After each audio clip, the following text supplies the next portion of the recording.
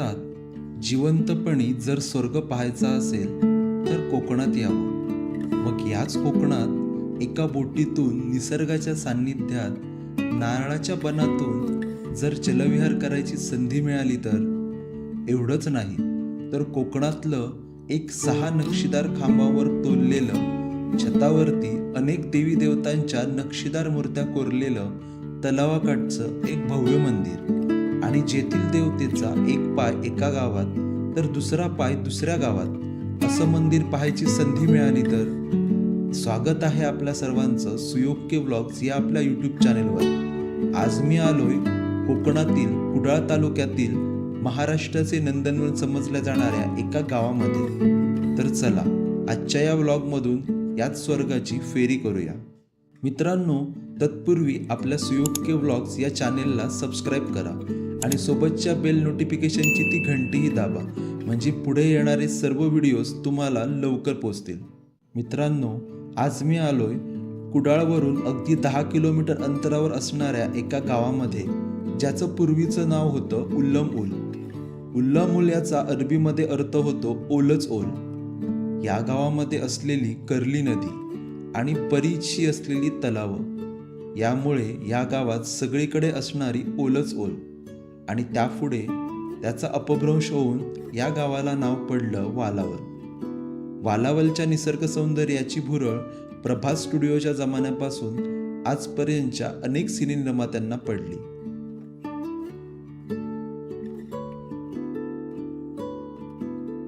आज आलोय आपण याच गावाला भेट द्यायला। चला तर मग या पुरातन निसर्गरम्य वालावल मधील एक सुंदर असं मंदिर आपण पाहूया।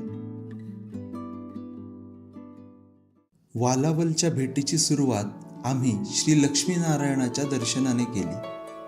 हे मंदिर सुमारे 900 वर्ष जुने असून अप्रतिम शिल्पकलेचा नमुना असलेलं जागृत देवस्थान आहे।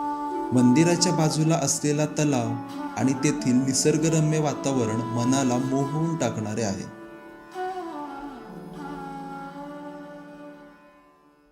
इथे पाऊल ठेवताच मंदिराची भव्य कमान आपलं स्वागत करते आणि या कमानीतून पुढे जाताच समोर दिसणारे टुमदार असं कौलारू देवालय मनाला आकर्षित करते। या मंदिराच्या समोरच सुबक अशा दगडी बांधकाम असलेले 5 दीपस्तंभ आपल्याला पाहायला मिळतात। या मंदिराची रचना एकूण 3 टप्प्यात केलेली आहे। मंदिरात प्रवेश करताच समोर दिसतं ते भव्य सभागृह। या सभागृहाच्या दोन्ही बाजूस बसण्यासाठी पाख्या आहेत। हे सभागृह एवढे मोठे आहे की इथे भजन, कीर्तन, प्रवचन असे अनेक आध्यात्मिक कार्यक्रम सहज साजरे होऊ शकतात। यानंतर आपण प्रवेश करतो त्या भागाला मुकसाळ किंवा मुकशाला असे म्हणतात। येथील खांबावर असलेलं सुबक कोरीव काम बघण्यासारखं आहे। इथे स्थापित असणाऱ्या कासवाजवळ उभे राहून समोर एकटक श्रींच्या मूर्तींकडे बघता येतं। समोरच गर्भगृहाचे प्रवेशद्वार व त्यावर कोरलेली गणपतीची मूर्ती तसेच दरवाजाचे नक्षीकाम मनाला आकर्षित करते। या दरवाजातून आपण प्रवेश करतो मंदिराच्या पुढच्या टप्प्यात, ते म्हणजे गर्भगृह।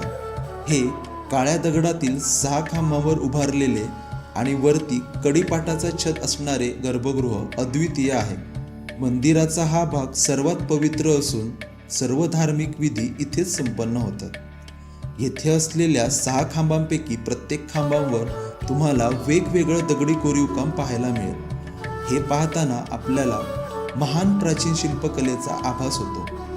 छतावर पौराणिक देवी देवतांच्या लक्ष वेधून घेणाऱ्या मूर्ती आहेत। यामध्ये श्री गणेश, महिषासुर मर्दिनी, भस्मासुर मोहिनी, महादेव, अग्निदेव अशा विविध कोरीव मूर्ती पाहायला मिळतात। गर्भगृहात आल्यावर एका वेगळ्याच सकारात्मक ऊर्जेचा आभास होतो।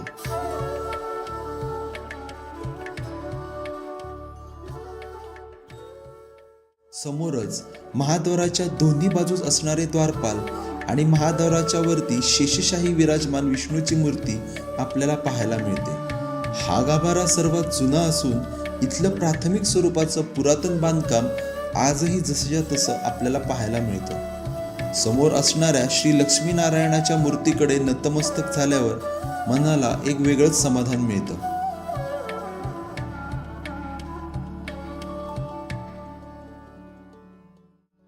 या मंदिरात वर्षाला जवळपास 192 जागर होतात। तसेच रामनवमीचा भव्य उत्सव देखील तुम्हाला इथे पाहायला मिळतो।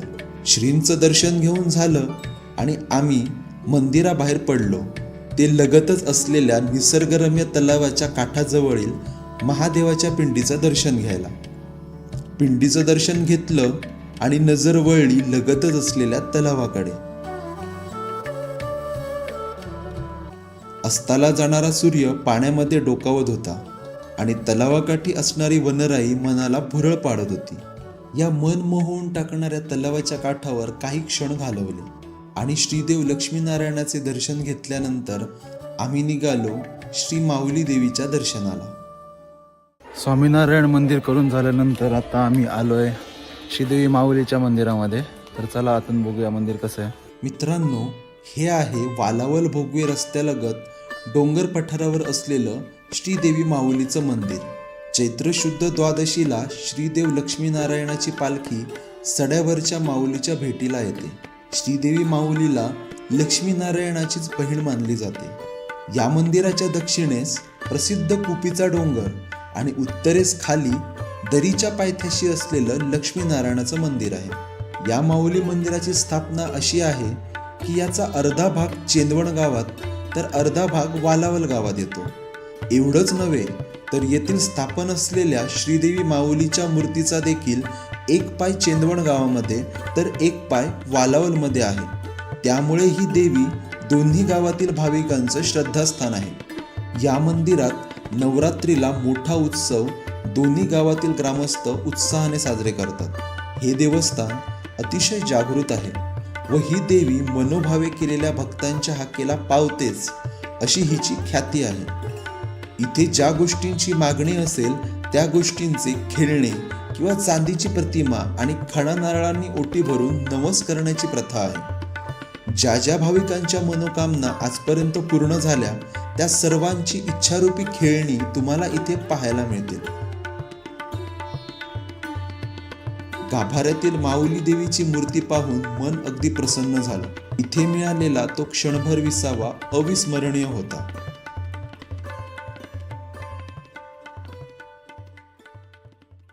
श्री माऊली देवीचे दर्शन घेऊन झाले आणि पाऊले आपसुकच वळली ती शांततामय आणि निसर्गाने वेढलेल्या कर्ली नदीच्या काठाकडे।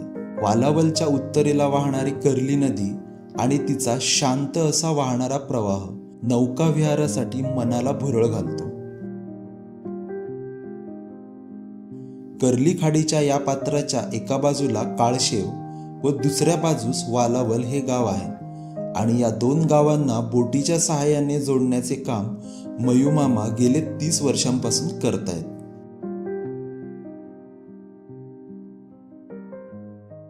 मित्रांनो, आम्ही आलोय वालावलच्या खाडीच्या इथे आणि बघू शकता तुम्ही आता इथून जी आहे आमची बोट राईड सुरू होईल। मस्तपैकी सफर करून येऊ या खाडीमध्ये। आम्ही सूर्यास्ताच्या वेळेला कर्लीच्या काठावर पोहोचलो आणि इथे मयूमामांच्या बोटीमधून नदीची अविस्मरणीय सफर केली। काका आमच्या सोबत आहेत बोट राईडला आणि आता आपण पूर्ण असे जातो इकडून। ओके, राऊंड मारून येतो ना।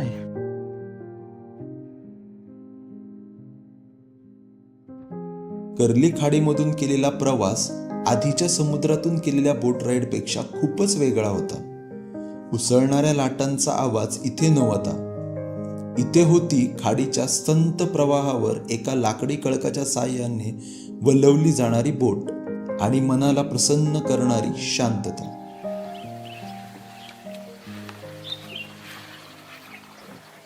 गेली 30 वर्ष बोट चालवणारे मयूमामा आम्हाला या राईडवर घेऊन चाललेले।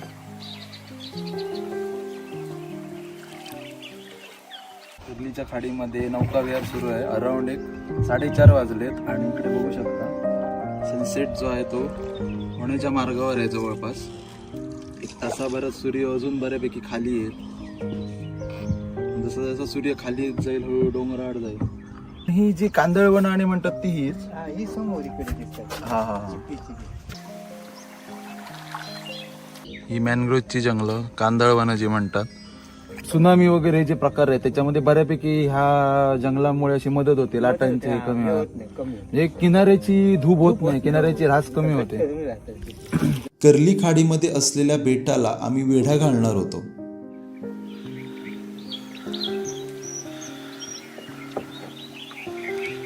मयूमामांच्या चेहऱ्यावर एक निखळ आणि समाधानी हास्य होतं आणि त्यांच्यासोबत गप्पा मारून खूप छान वाटलं.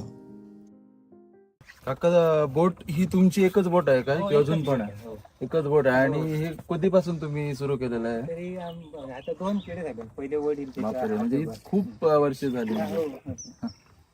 आणि तुम्ही, मी ऐकलंय की तुम्ही आज काहीतरी बाजार होता त्याच्यासाठी पण हे हो. केलं. ते कुठून कुठे हे करता तुम्ही? ते काशीचे वाहलं सर. हा हा हा, काशी लोक भाजीपाला घेऊन इकडे आले वाहला. इकडे जाता. पण ह्याच्यात रोज पण जाणारे येणारे आहेत का लोक? कमी फार आता गायला तिकडे पूल आहे 3 किलोमीटर नेहरू ना. हा, नाही तिकडे डायरेक्ट कुडाळला जातात ते. बरोबर बरोबर. आणि खाडीतले जे हे असतात ना काळे कुर्ले, हा.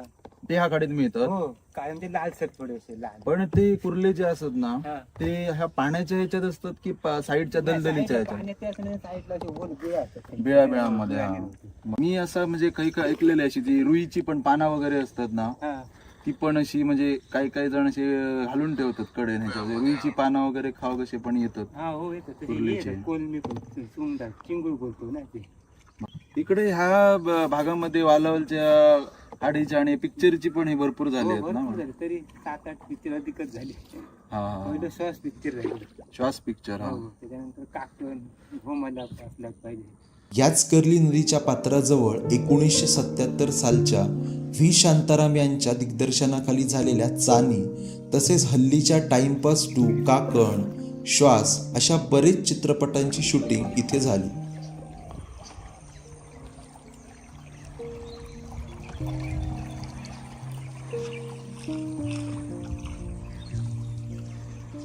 एवढी मनसोक्त बोट राईड चालू होती तितक्यात मयूमामांनी शहाळ्याचं पाणी पिणार का विचारलं. आता एवढ्या मंत्रमुग्ध वातावरणात मिळालेली एवढी चांगली मेजवानी कोण बरं नाकारणार.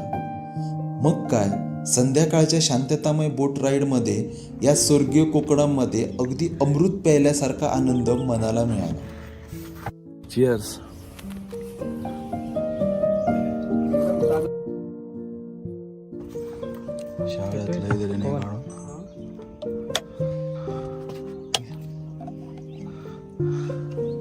एक नंबरच काम झालं.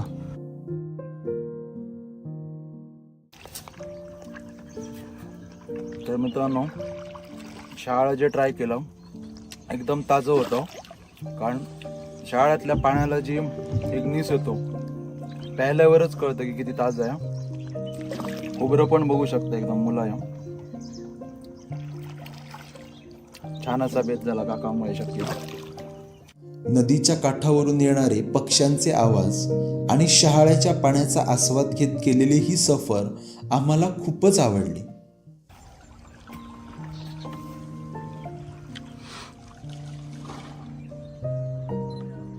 जसजशी आमची बोट राईड संपत चाललेली तसतसा सूर्यास्त होत होता.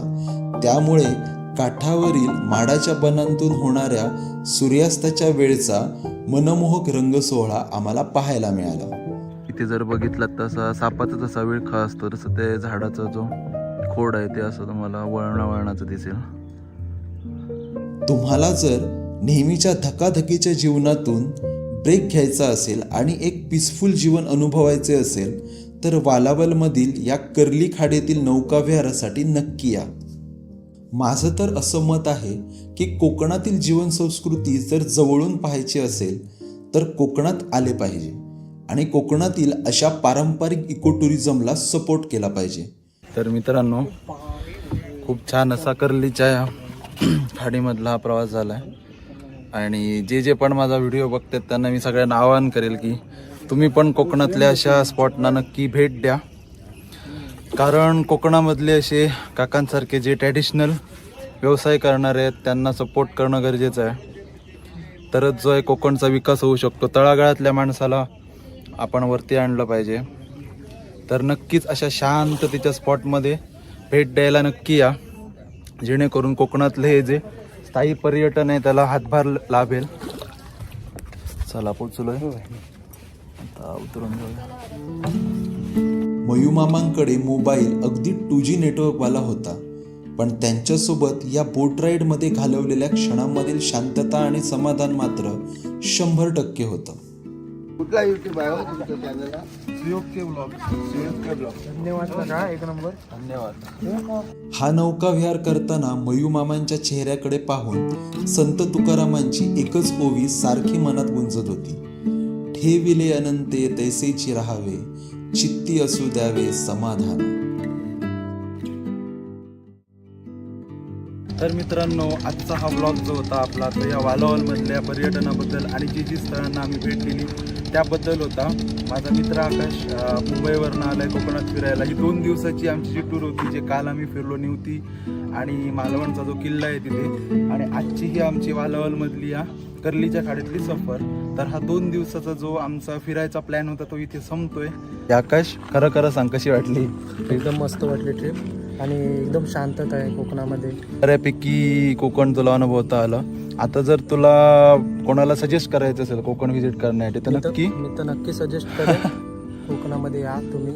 बरेच जण असतात कोकणात ज्यांना यायचं असतं त्यांनी नक्की व्हिजिट द्या आणि तुम्हाला एक लाईफमधला एक वेगळाच अँगल अनुभवता येईल. कोकणात येऊन एक शांती काय असते, एक संस्कृती इथली काय असते हे तुम्हाला एकदम जवळून अनुभवता येईल आणि नक्कीच तुम्हाला रिग्रेट कशाचा वाटणार नाही. एकदम तुम्ही एक वेगळेच लाईव्ह इथून अनुभवून जा आणि खूप कमी वेळात तुम्ही हे एक्सपिरियन्स करा.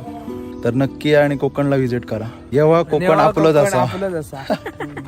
कोकण दर्शनमध्ये केलेले या आधीचे निवतीमधील सफर, मालवण किल्ल्याची भेट, प्रसिद्ध वेतोबा देवस्थान हे भाग जर तुम्ही पाहिले नसतील तर त्याची लिंक मी डिस्क्रिप्शनमध्ये दिली आहे.